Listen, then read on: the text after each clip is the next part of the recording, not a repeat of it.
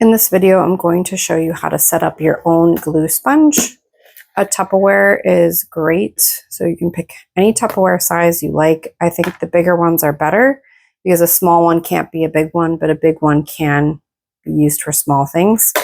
And they are like the perfect combination of a glue stick and liquid glue. So you need some brand new kitchen sponges to prevent mold from growing. Don't use ones that are already used somewhere in your space.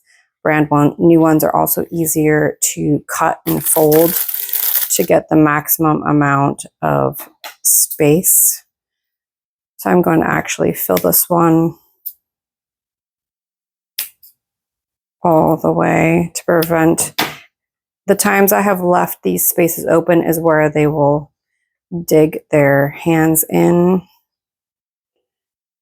or do a couple more cuts and dip their fingers into like the puddles of glue that form on the sides. So to prevent that, we're just gonna cut this to fit. And these are just regular kitchen sponges.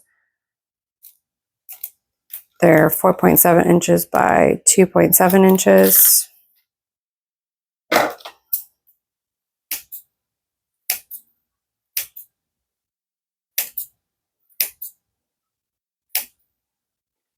Okay, and then from here, we're going to cover the sponges in glue and leave them overnight. And what will happen is the glue will absorb into the sponges. And then when paper is added for collaging or cardboard or whatever it is you're collaging, it will put the perfect amount of glue onto the surface of whatever you are using. As you press against the sponge, you'll see in the continuation of this video, the perfect amount of glue is applied to the surface. So it's just like really fast for collaging, and you're not dealing with glue sticks running out. You're not dealing with glue bottles clogging. I do like the Elmer's liquid washable school glue, but you can really use any white normal school glue will work for this.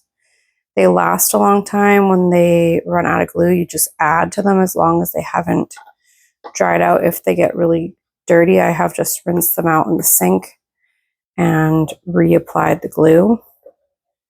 And I'm just going to cover this up, and in the next part of the video, we will be back to see how it absorbs. It's already starting to absorb.